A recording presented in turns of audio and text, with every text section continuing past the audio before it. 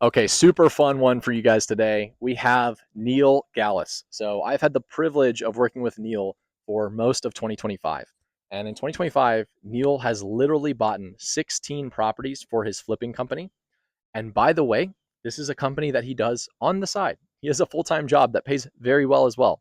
So, with that, today you're going to learn how he built systems to have deals come to him consistently.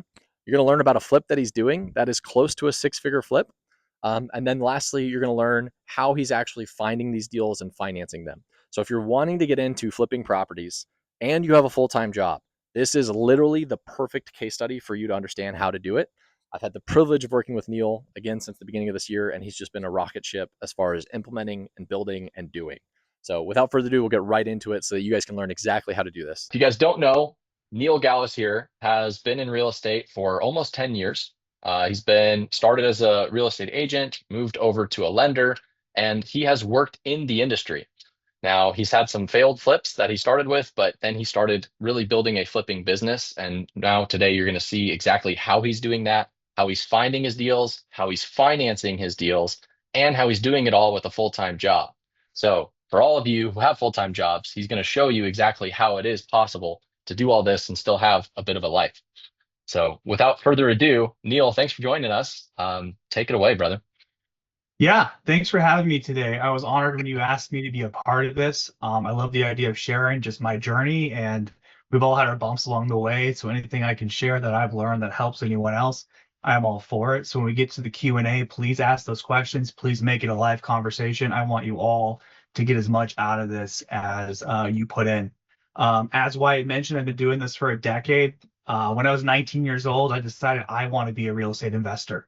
That's what I want to do with my life. And I had no idea how I was going to get there, but that was the direction I knew I was going to go. And so we started flipping houses at 22. I had no money, didn't know anyone with money, and so I built a pitch deck. And it was a PowerPoint presentation, a couple slides, and I'd go to real estate meetups. I'd call my friends' parents. I'd call my parents' friends, anyone I could think of, and I would pitch them invest with me, invest with me. And so I didn't know it at the time, but I was raising what they consider private money. And that's how I was able to get started in 100% finance deals and construction when I had no money to my name. For better or for worse, that's how I got started. And real The quick, reason, Neil, so I hear people say all the time, it's like, well, I don't come from money, right? Like I don't have any money in my family. My parents didn't grow up rich. So like, Neil, did you just have like, did your parents just bankroll you? Like how, did you just get a silver spoon for this? my dad's a FedEx man, so no Hmm. disrespect to FedEx, but no, I was not bankrolled. I just had to figure it out. I had the dream. I knew where I wanted to go, and then I just had to work backwards from there to see how I could get there. Okay. So how did you figure it out? Like what did that look like when you first raised capital?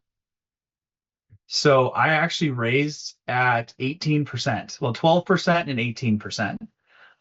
And also I had no money, and so I was like, how do I structure this in a way that works for me? And when you're creating private money relationships, they have no expectation of what it looks like. So it actually allows you to have a lot of freedom. And so one of the things that I did to make it feasible was in my agreement, I paid interest on the back of the loan, for example. So I went into LegalZoom and I drafted my own promissory note. I drafted my own DOT, my deed of trust, so it was all legit and just $200 in LegalZoom or whatever it was at the time. And so to keep cash flow obtainable, like as my cash flowed as I'm getting through the deal, I did interest on the back end. I paid my points on the back end because I didn't have the money up front to pay those things getting going. I'd have one investor lend me the money, but he wasn't comfortable lending the construction. And then I found another lender that was comfortable lending the construction. So I had one private investor that was willing to put in $100,000 and do our first deal, and a second one that was willing to have $30,000.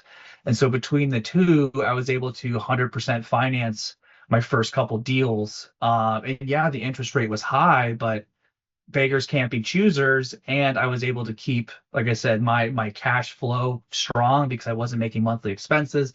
I wasn't bringing money I didn't have up front to closing. And those two things allowed it to click really well. And literally, it was a 5-page PowerPoint, no animations, basic text. and just getting in front of people and doing the reps and saying, hey, invest with me. I have this dream. I love that. So one of the things I'm going to say to this, so 12% and 18%, that's pretty expensive money for private money. And you ended up doing a pitch deck, as in you did all the work to say like why I should do this and hopefully get the money. Man, now there's hard money lenders out there. I'm one of them that will fund up to 100% of your purchase without you having to do a pitch deck.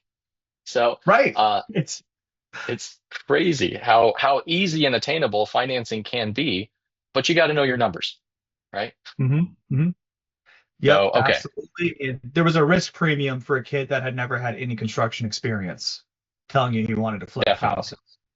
So those first Yep. people had a lot of faith to go forward on those first couple deals.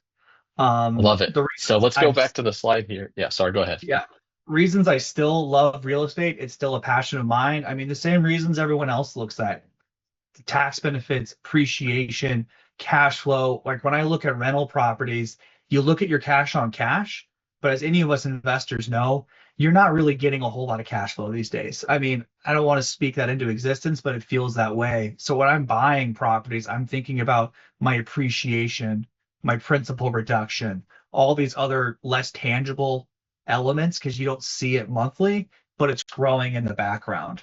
And so anytime I calculate a real estate deal, if it's an 8% cash on cash, and then I go in and add appreciation and principal reduction and tax write-off, these deals really perform in the 20% range from like a total impact to your net worth.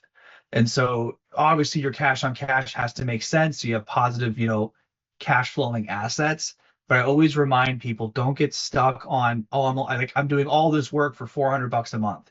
No, you're doing it because it's making you $20,000 a year in net worth per property in addition to that cash flow. And so once I that clicked, it really changed my perspective. And I love going in to that nasty house and having the dream and pulling it off. And some of my best victories when I got started, I brought my best friend and I walked him through a house and he says, Neil, I don't see it. I don't get it.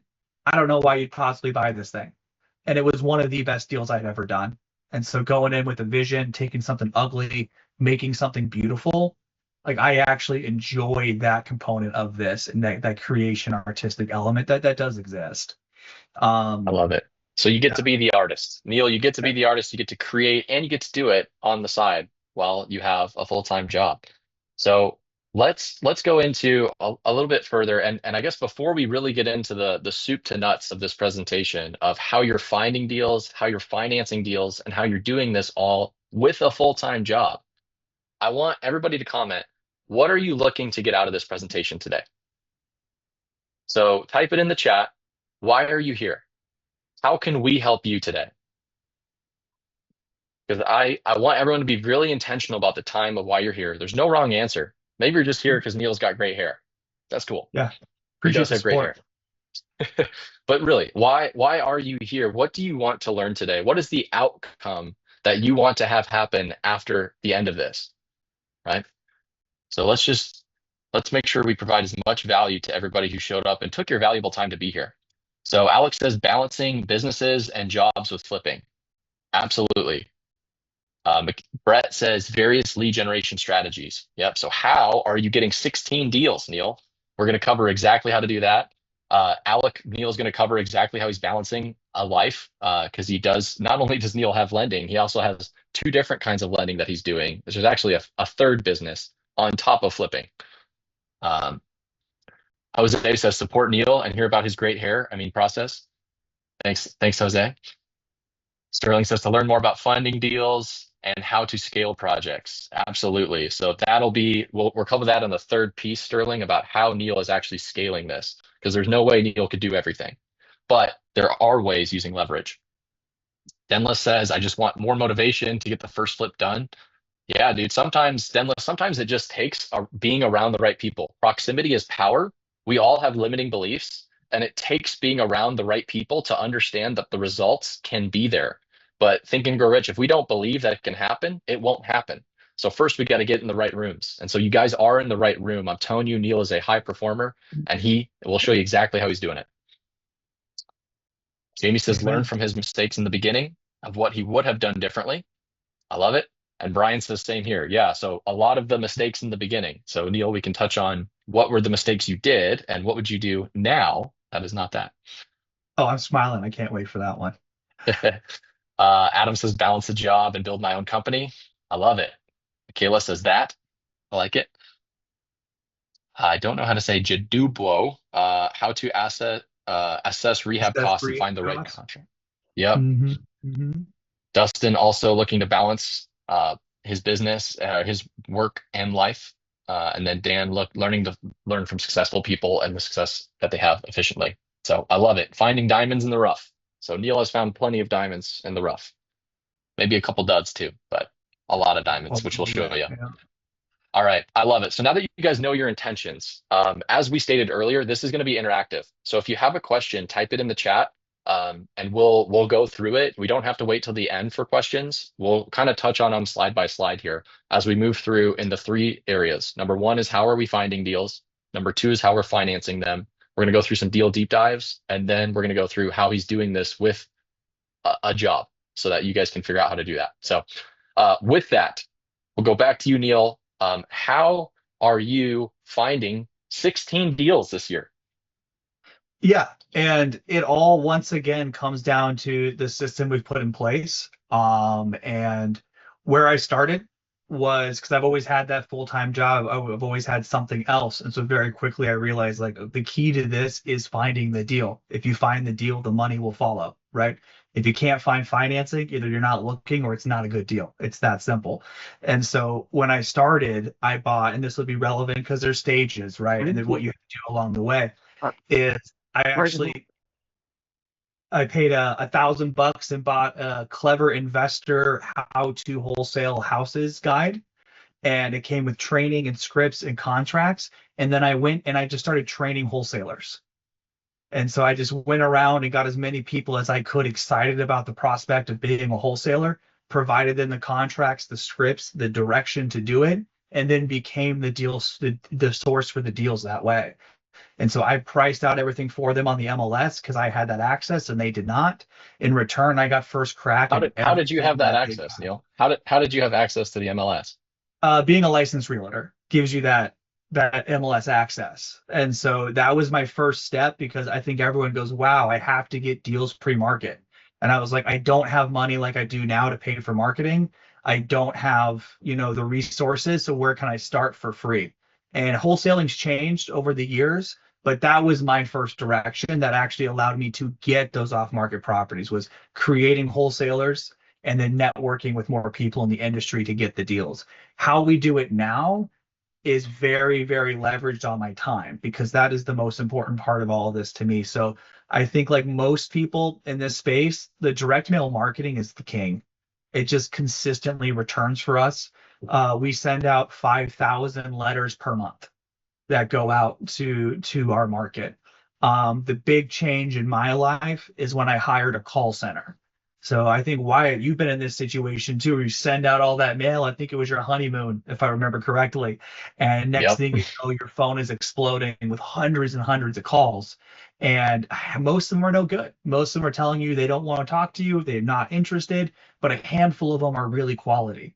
And what happened, I realized was when I was taking all the calls to save the money, I was not my best on every single call because I was expecting it to be an ugly call going into it. So I didn't have the right sales focus, like this right mindset. And so I wasn't as good as like bringing the diamonds and, prospecting the gold out of the dirt and the water. Right. And so when we hired a call center, we doubled our conversion for the same marketing dollar because all of a sudden we had a system, we had processes, nothing got missed, every call was taken. And so now, as soon as we get that lead in the door, and it follows all the qualifications, by the time I get involved with the lead, they're asking me to come to their house. So like my time leverage is when my phone rings with the name of the company on it, it means it's time for Neil to show up and go to work because I'm going to a house in the next couple of days to try to buy it. And so that has been our number one most consistent marketing. When it comes to direct mail, it's time. I get calls from letters I sent in December, and they go, "Hey, I've been sitting on this mail for 10 months. Would you still be interested in buying our house?" Absolutely. but it's hard to get that marketing budget going because it's a consistent fixed cost you have to commit to be able to get those types of results. Um, Right. so So I also Neil, so I recommend, oh, go on.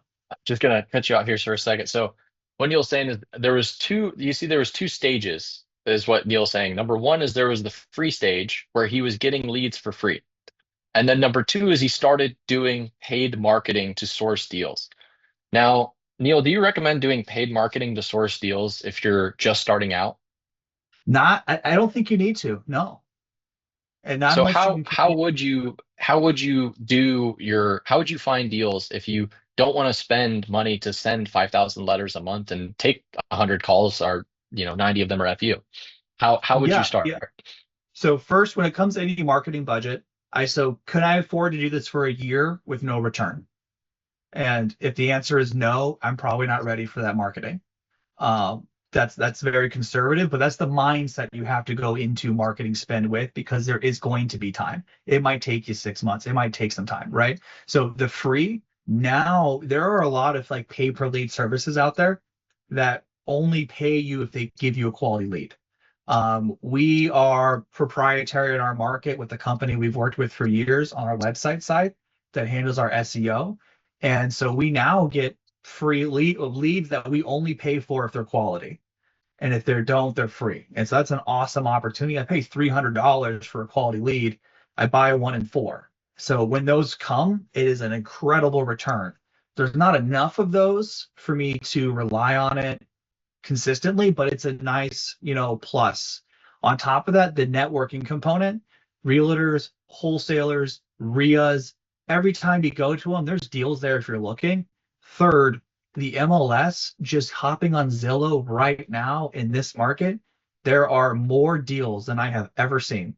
And I know people have bought some of the best deals that they've ever bought from the MLS. I've made the most money ever on a flip I bought from the MLS because people couldn't see what I saw. And I think you just recently had a very similar experience. So we have 12 flips going right now. I actually turned off my mailers because I was like, there are so many free deals right now, and we have work booked out until October. I don't even need this. I can support myself off MLS offers easily with the amount of deals out there right now if you're putting in the effort. So those are like your free solutions, and finding a quality realtor that understands the investment space. Not all realtors do, but if you find a realtor that really gets working with investors, puts in the effort to actually send you good deals, they're worth their weight in gold. Jamie's asking me about, we have McKeever asking me about percentage of your deals, and Jamie's asking about auction sites. I have never bought from auctions. I think when people get started, that's where they first go. It's like, oh, where do people go? They buy off the auction, right? That's like was my line of thinking back when I started getting into this. Um, Hurdles, because it is viable. I think there's great deals at the auction. Is you have to be able to close that same day with a cashier's check for the full amount. So you buy something you see on auction.com, you're literally going to the courthouse steps. That house is $200,000 and you win. By 4 p.m. that day, you need a check there for $200,000. So that's been my experience with auctions. If I'm missing some details, let me know. But I almost bought one sight unseen. I kind of found my way into the house, realized it had the worst foundation I ever saw, and backed out of the deal. If I had followed the rules of auction.com, I wouldn't have known that until I'd already owned the property. So me I love it. personally, I'm bold. I'm not bold enough to buy sight unseen, even at this point. So for me, auction.com is not the move. What percentage of your deals tied to these mailers, SEO, PPL? You know, I would say, and I should have these KPIs for per deal. Really, we just track our mailers because that's my consistent cost. And everything else has just been on top. So this year we've bought 18 deals.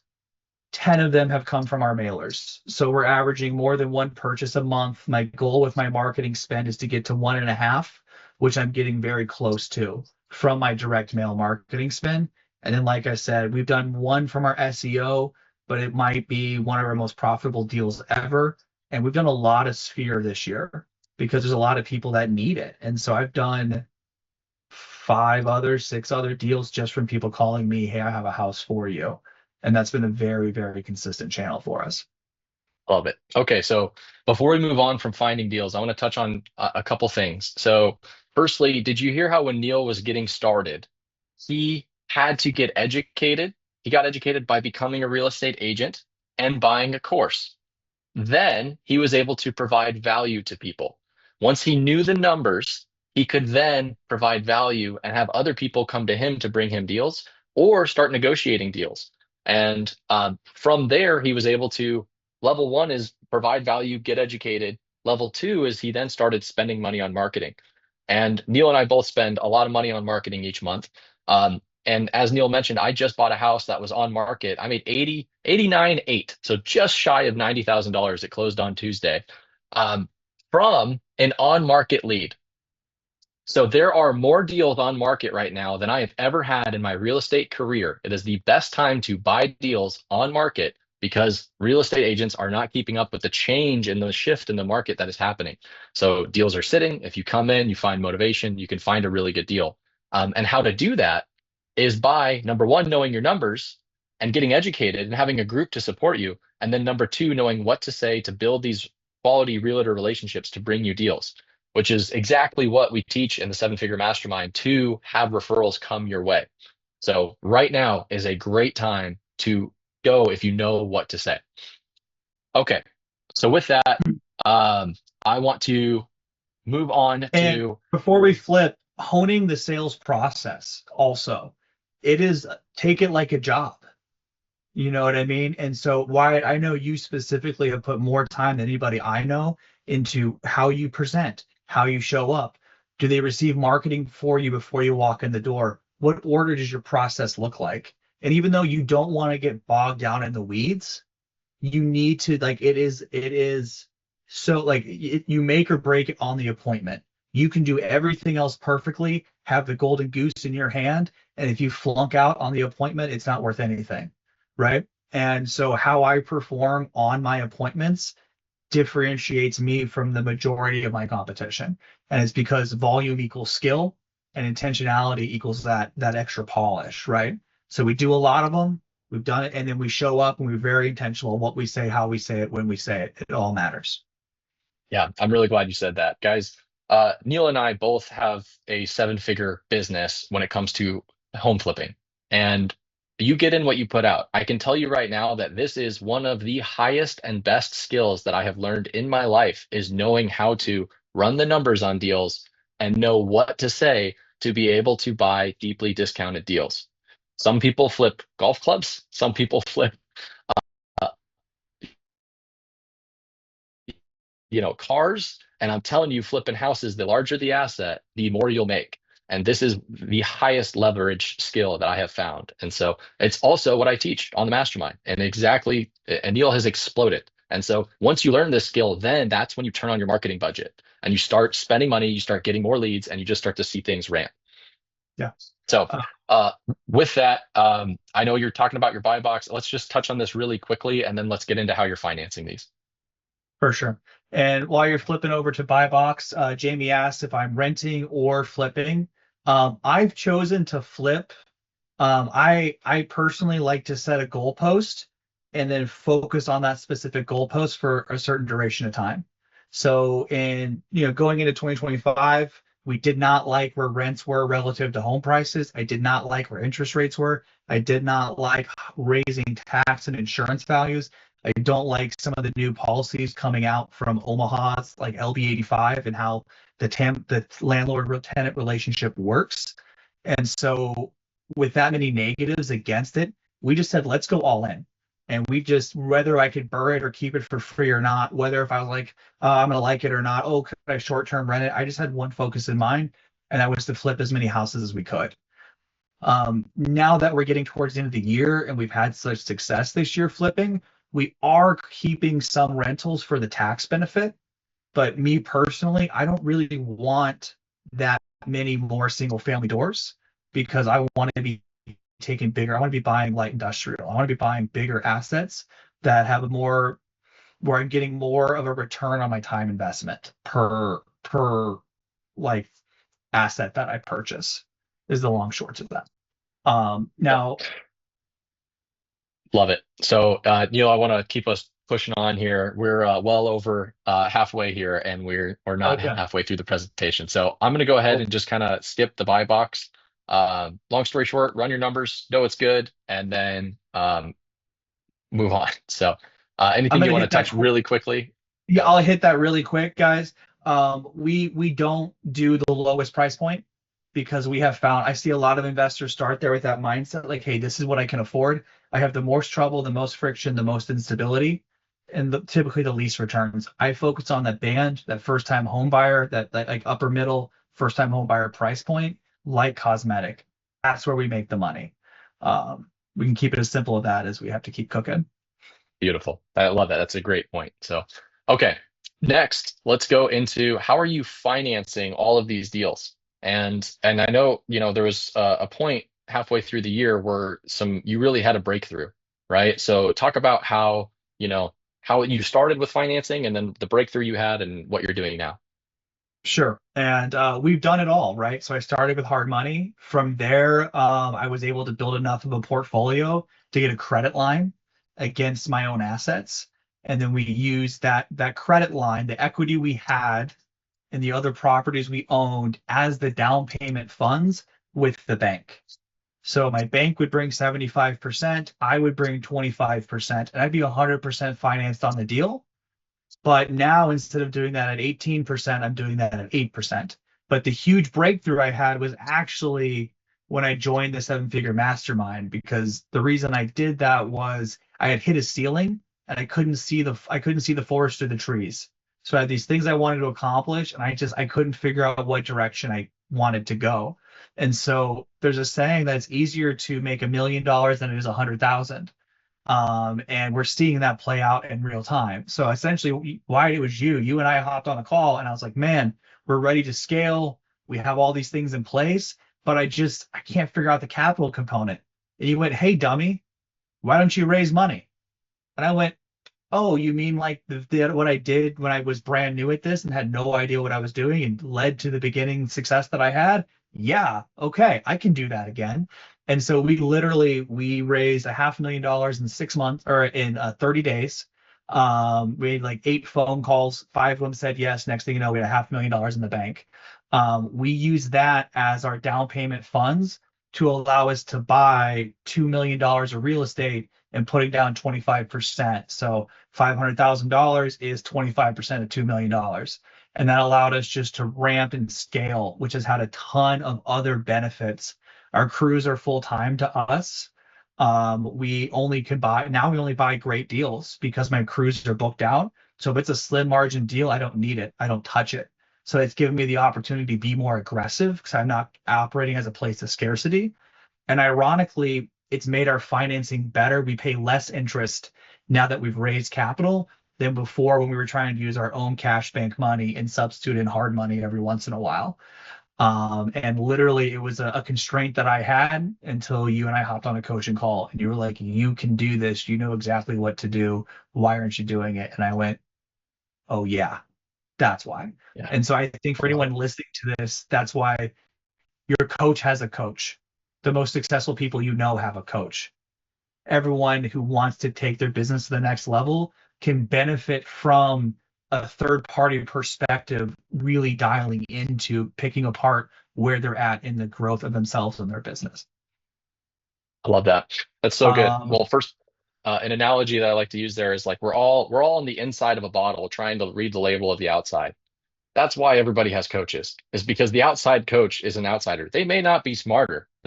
I got 19 on my ACT, right? I'm not that smart, right? But it's a lot easier when you're on the outside and if you've done some things before to be able to help along. And so that's firstly. Secondly, if you guys didn't catch that, so Neil is financing first with hard money and then with private money.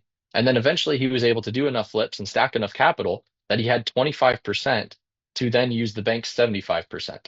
So that's how he was structuring it to begin with. He was able to open up a line of credit using bank financing.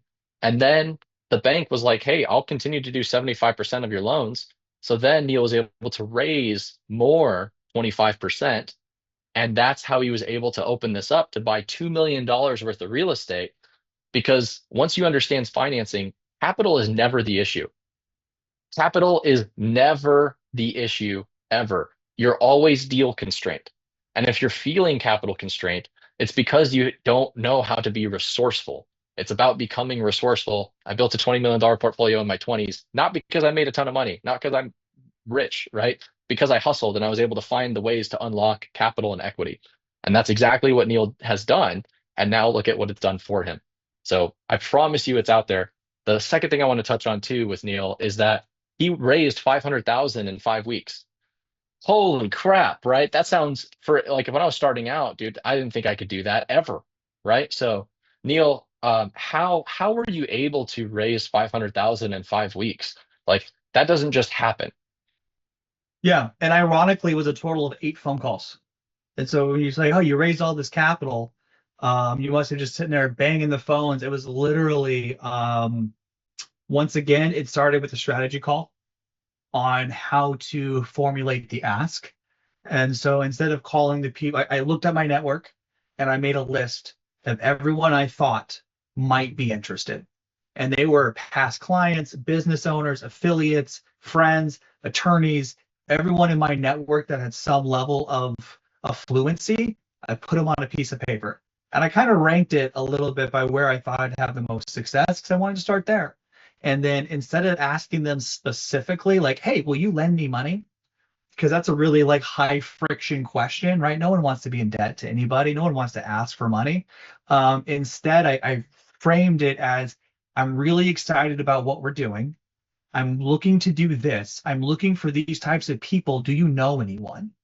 And then the people that wanted to do it were like, oh, me, I'm that guy. Yeah, Neil, let's do it.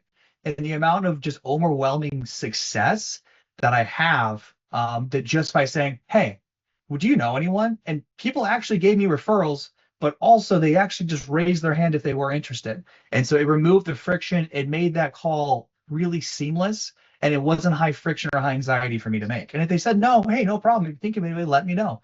And it made it so much easier to make that call. To McKeever's point, what we did was 12-month notes, not tied to a specific property.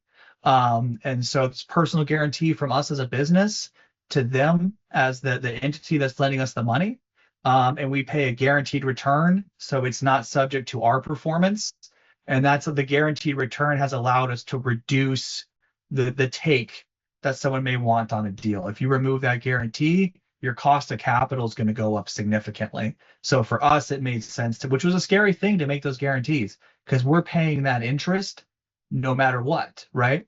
But here's a freebie for everyone. I would say medium to high tier.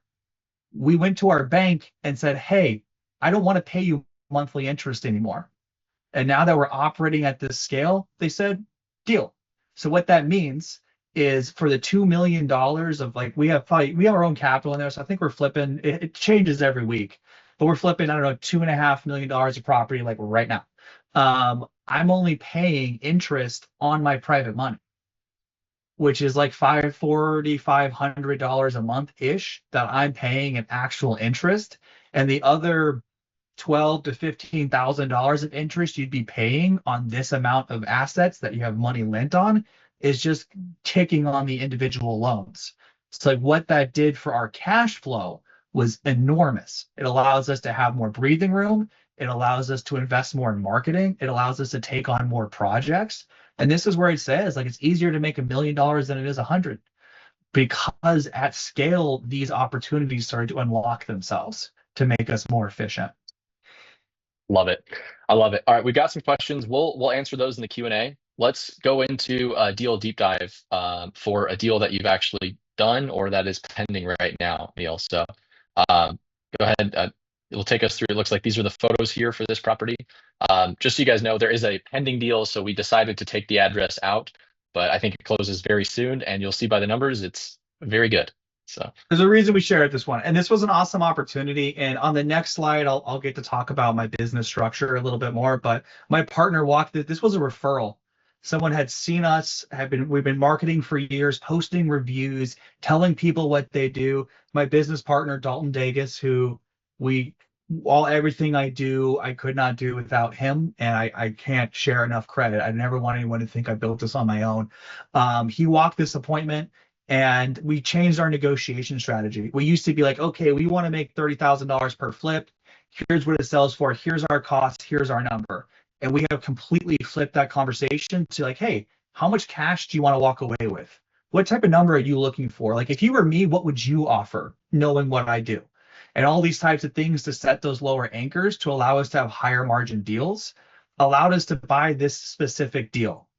It took us about 6 weeks start to finish because we only focus on cosmetic. And so we go in, paint, flooring, kitchens, a little bit of exterior, and we keep it very simple. And if you flip over to the numbers side, a couple things on this one. We'll net after real estate fees $97,000.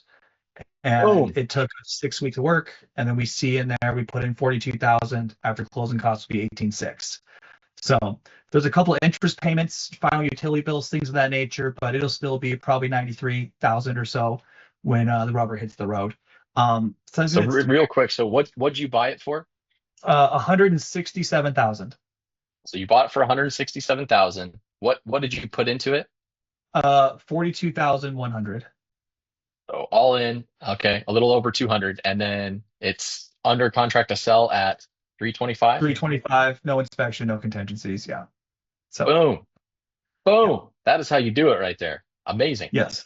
And there's a lot going on this sheet that's really important. So me and my business partner, we have a rule. You input your cost before the day of closing. And then we have a 2 week window or a 1 week window now to have everything input because sometimes expenses trail. And if it's not in the sheet, it doesn't count.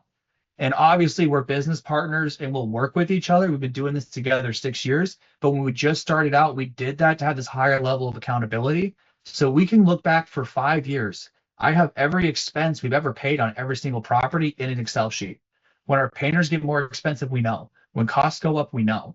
And so this has allowed us to get very good at actually knowing our numbers to the penny, which most flippers I don't think do because they go, I made about 30,000. When I hear that, I go, no, you didn't. You have no idea. Right. And so like we know to the penny. And then something we started doing recently, which has been incredible, is Dalton ran his renovation of what he thought this was going to cost. Dalton, think we're going to spend $43,500 up front. We then find out we spent 42,160. That is incredible. That is, in my opinion, that is so impressive. But the only way you do that is by knowing your numbers and tracking them, right? And so we know who bid it. We know how much we thought it was going to cost, and we know how much it costed at the end of the day. Yeah, I love it. And for those of you who are just starting out and you're like, dude, I'm not a spreadsheet wizard and I don't know these numbers because I'm not in construction. Well, I have a free gift for you at the end. If you stick around, I will literally share with you a cost sheet that I use on every single deal that I walk, and it literally bids every single thing out, just like you have here. I'll share that with you for free so you can start to know the numbers just like Dalton here. So that's my gift for you guys. But numbers are crucial. Okay, so you got the numbers. This is an incredible deal. We're going to share another deal, but before we get there, Neil, how in the world are you finding the time to do what you said 17 flips now that you're on 18? I bought one yesterday, 18. So we Yeah, so purchased you have 18. 18 flips. You have a full-time job, and by the way, you're no slouch in your job either. You're closing quite a few loans. So how are you doing all this? How do you work a 100, full-time job and do a business side hustle? 100%. And it's continuing to think about how I do less every day is how do I do less and how can other people do more? And so the biggest one that allowed us to ramp was figuring out how to consistently produce deals. Because if you can have consistent deal flow, you can actually model a business. If you don't, you can't. You can't build a performa off inconsistency, right?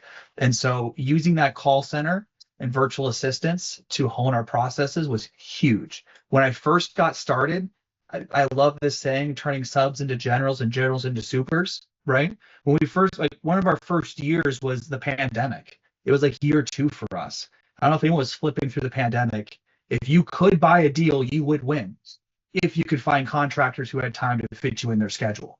And we weren't at a scale where we could control all of our own labor costs. We were at the whims of their calendars. And so there was a couple things we did strategically to offset that constraint. We switched to only cosmetic, removing tradesmen, removing a lot of the permitting process, removing some of the things that slow it down. If you guys ever been through the permitting process, your plumber comes out, does the work. A week later, inspector comes out. Inspector has a problem with it. 2 weeks later, plumber comes out. And you go through this daisy chain that eats time, right? And the other thing we did is I started subbing out all of my subs for free to control their schedule.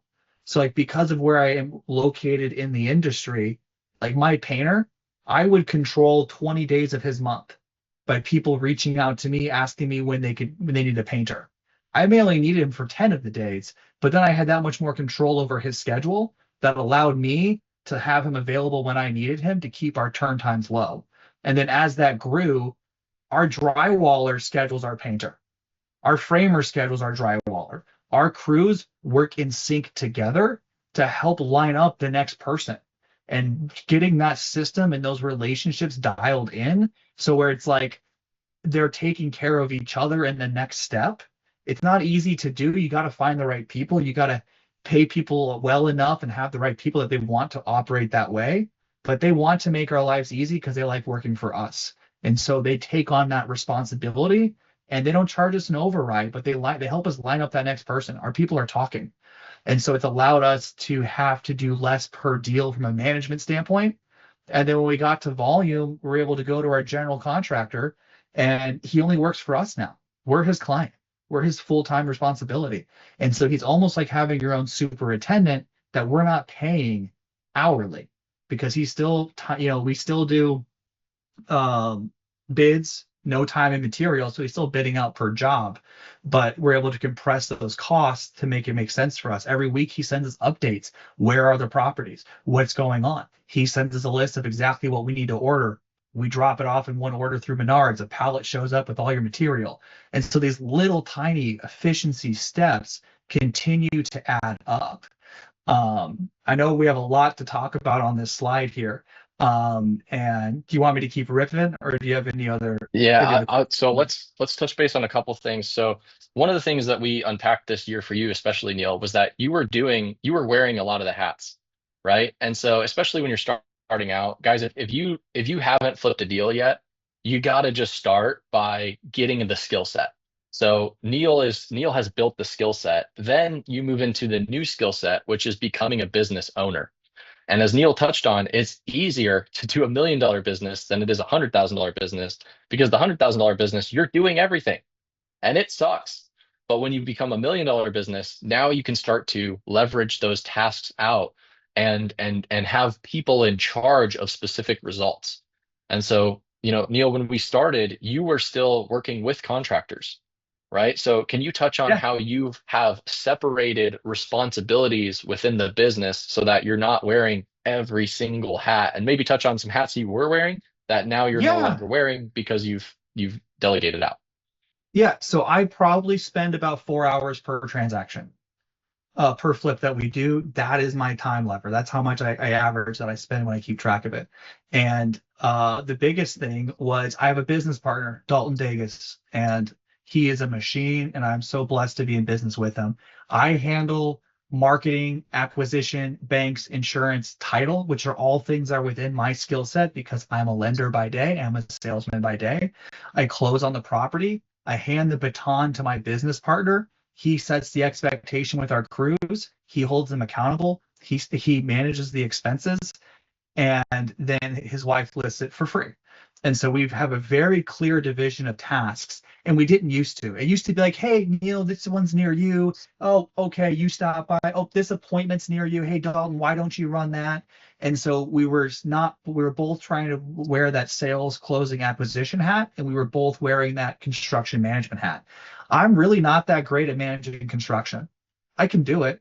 I've done it plenty of times, but because I don't do it day in and day out, it's a skill that you lose when you stop doing it. So the amount of contracting I did 3 years ago is significantly more than the amount of contracting that I do today. And so whenever I step into those shoes, something that I do less, I'm less familiar with where prices have risen. I have more other things on my mind pulling me different ways. I'm not as good at it as I used to be. And so the clear separation was like, Dalton, you handle all the contractors. I will handle all the acquisitions. And so when we developed that firm split, it made everybody's life easier. And then it was much more clear to see where the levers and where the leverage, like where systems need to be put in place. Because we had to have that defining point, and then from there it was easier to see what I needed to be able to scale, and specifically what Dalton needed to continue to scale his responsibilities. That's so good. That's so good. So just so we're walking through the business, as you guys understand, when a lead comes in, that's Neil's responsibility to make sure leads come in, and he wears that hat, right? And now when the lead comes in, that doesn't mean he has to do every single piece of that responsibility, right? So we have the same framework where we have a setter and then I'm the closer. Neil has a setter that takes all the appointments. He's the closer, right? And why is he the closer? Because he's built a skill set to be a closer. He knows his stuff. He's been doing it a long time and he can close. So once he closes 4 hours of his time, he closes on the deal. He takes it off to his partner. His partner is the construction expert. His partner works with all the contractors. His partner does the entire rehab, and his partner's wife lists the flips for him, right? And so they moved all the way to closing. And so that's why Neil can do all of this, because he's very wisely leveraged his time into the highest, most leveraged skill set. Now, in order to get there, he has to become more. He had to build that skill set. And so if you're sitting here and you're like, I don't know how to I don't know the numbers for the rehab yet. I don't know how to get financing. I don't know how to raise capital. I don't know how to leverage with other contractors. That's okay. All of those things can be learned. And that's what we teach in the Seven Figure Mastermind, is exactly how to do that without beating your head against the wall and passing 4 times from stress like I did. So we shortcut that journey for you Yeah, guys. and Dalton is probably a couple more hours per deal in than I am, but not significantly more. He does one walkthrough a week. He makes a bulk order. Mostly because we flipped the same blueprint, the same cookie cut. Here's our buy box. Our contractors don't have 1,000 questions anymore. So it's like one walkthrough. They know what to do. It's one bulk order. They have Menards cards. They can get all material and expense us for it. And so, yeah, he's a couple more hours per deal than I am, but it balances out. And he's doing that while running a full-time job as well. And so we're flipping 12 houses right now. We have 12 on the books. And so for him to be able to do that very part-time it is the same thing that I am doing, his ability to leverage and process to distill the highest value of his time. I love that. Well, Neil, it must be easy. You must be doing this full time without kids, right? Yeah, we both have 8-year-olds, and Dalton has a 2-year-old. He has a full-time job, and he finds time to still coach his son's little league team. And if you ever seen him, he's jacked and works out every single day. Our work days start at 5 a.m. and there's just the realness to it, right? Like I like to work out or I like to work first thing in the morning. I get 90 minutes in of just no one's awake yet. No one's calling me. My brain is sharp, and I knock out the boulders of my business I need to move. I then hop out. I go get a workout in. I get a run in. I get my mind going, and then I come back probably 7:30, 8 o'clock, and actually start my work day. And so I work less now than I did, but it took nights, weekends, it took putting in the hours to be able to afford to be able to get to where we've had the experience and the ability to create this leverage. Because you got to start by putting in the reps. You got to Love start by it. putting in the time. I love it. Neil, just on this last piece on the leverage, what would you say has been the biggest impact for you in creating leverage? Like what if you're just sitting here and someone's working a full-time job, what has been kind of like the lowest hanging fruit, or maybe the best book or the best advice, or what you've done to It's help buy back your time?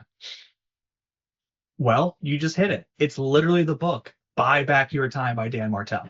And I have read it twice. I'm now going through it a third time with a highlighter. It's that realizing that managing and leverage is a skill set. So like me personally, I was a high performing salesman for many years. And then someone was like, step into management. I stepped into management. I was a terrible manager because that is not the same skill set. I just knew how to work really hard, right? And so by realizing like, oh wait, management is a completely different skill set, and educating myself and then looking at being good at leverage, like being good at sales, and putting in the same exact type of effort and time and energy it took me to be a good salesman into being good at management was what I had to do. And so, because I can't tell where everyone's in a different place and there's no one perfect aha, but we just looked at how can we I had to learn how to manage my time and literally graph it out. Things I should be doing, things I shouldn't be doing but have to do, things I got to delegate immediately. There's a whole matrix for it. I know why you talk about it a lot in your coaching, but look at your day. Where is your time going? Where is it should be going? And make a plan to continue to move the things off of the list that shouldn't be there. Yeah. I know it's a broad Love it. answer, but honestly, the single biggest was call center, and the single biggest was having more responsibilities put onto our contractors. Love it. I Give them love a it. Menards So, card. You're not stopping what you're doing to go buy one piece of trim and wasting 2 hours of your yep. days buying a toilet. Don't do that. Good deal. I love it. Okay, so just so you guys know, my story is very similar to Neil's. High performing sales guy, sucked at management, passed out 4 times from stress. And then the reason why I do all of this is because I hired a consultant to help me build systems. And so that's why I created the 7 figure mastermind, is to, number one, show you guys that it is possible. Number two, help you get there a whole lot faster. And then number three, build replicatable systems so you're not stuck doing something that you don't want to do for the rest of your life. I promise you there are ways to do it. So Neil, awesome job. I'm just going to kind of breeze over property number two. This was the pictures of it. He did an awesome job. Um, Deal as far as what are you going to make on this one, Neil? So this one we bought for 320, sale price 495, and we will net $72,000. And it's Boom. like, yeah, not a bad day. And I shared this one specifically because it wasn't my best work. If you look at my renovation, like Neil, went on this appointment. I thought we could do it for $30,000. I told, hey, Dalton, we can do this for $30,000. And if you look back at that sheet, we spent like 70. There was $20,000, 22,000 in pool repairs that I didn't go outside because there was 3 scary dogs. And I'm looking through a window and I'm like, yeah, it looks good. And there was a $22,000 oopsie there. And then we decided it was a very large footprint of a house.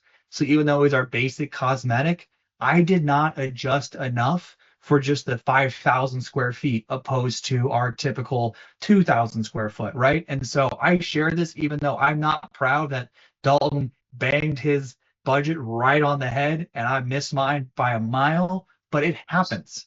And this is how you grow and this is how you improve by knowing your numbers. Because now I can look back and be like, oh, this is why I was wrong on this deal. And if I didn't track these numbers, I couldn't do that. Love it. Awesome. All right, guys.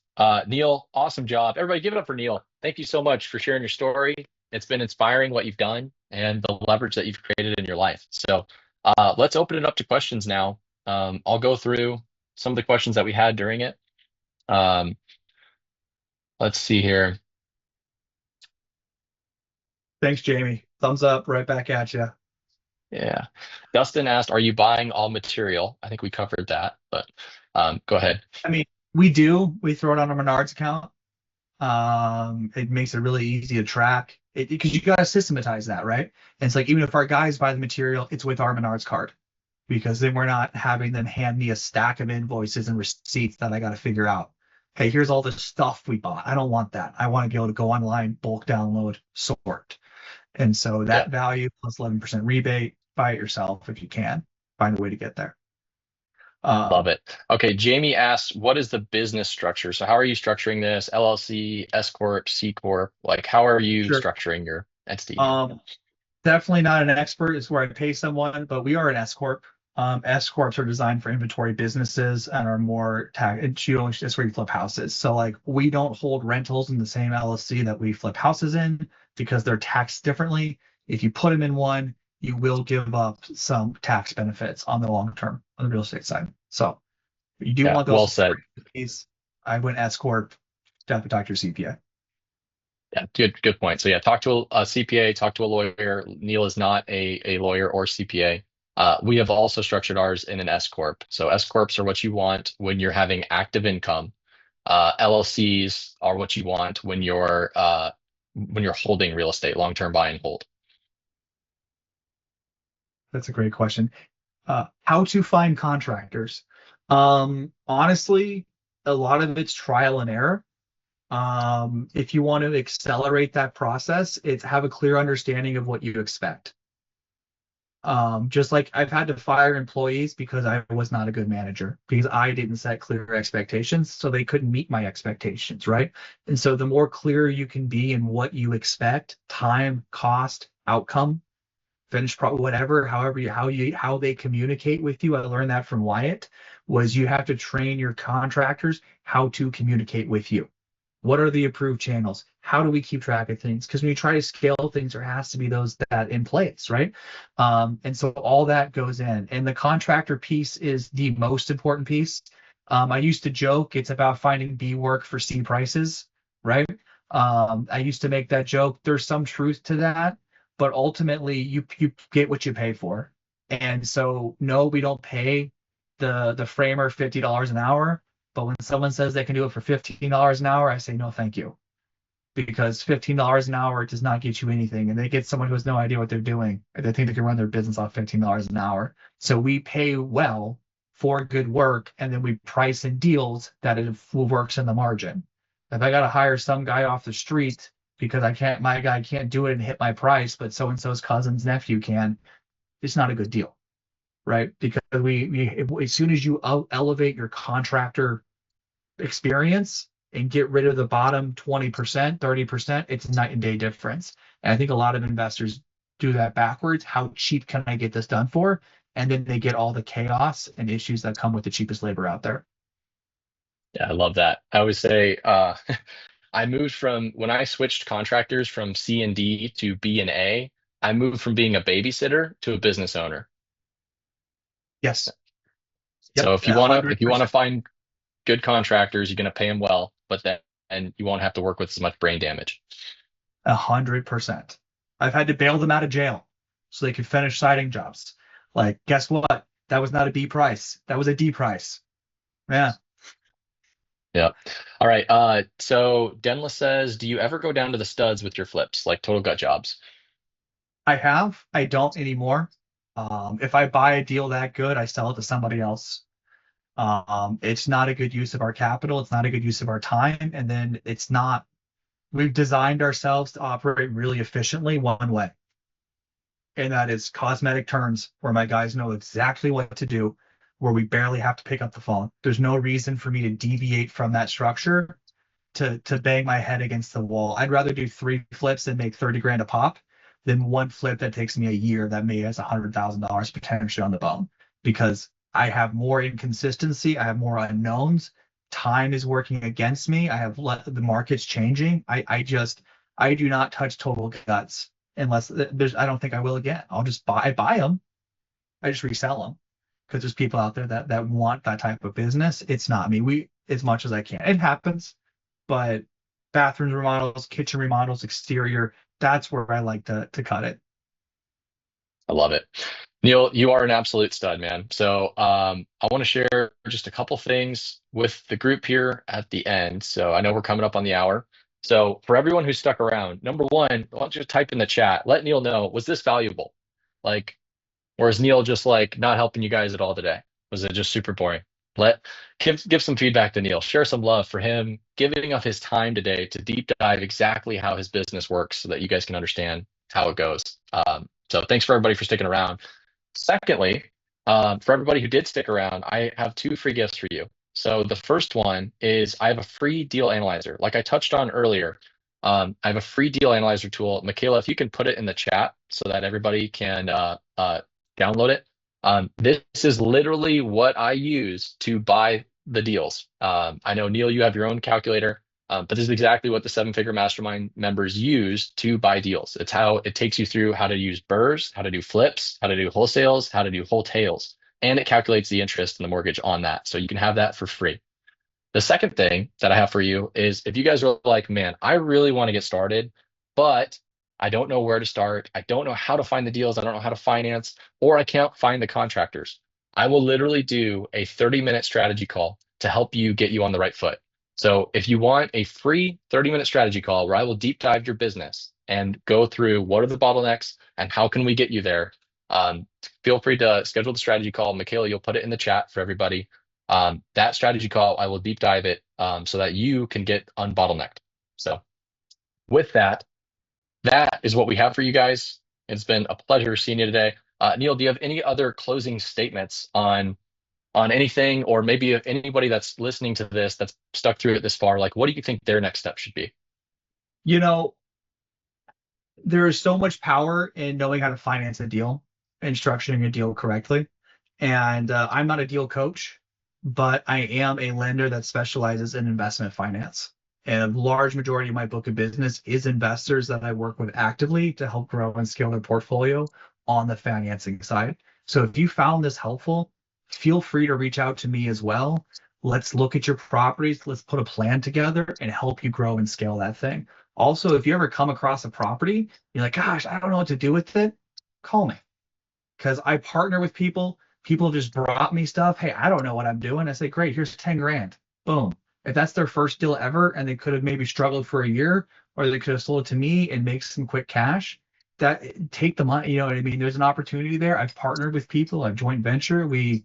I'm here to be a resource, and it's a returning road both ways. Because I believe if I help my clients structure the portfolio for what's best for them, it gives me more opportunity to be involved and help them.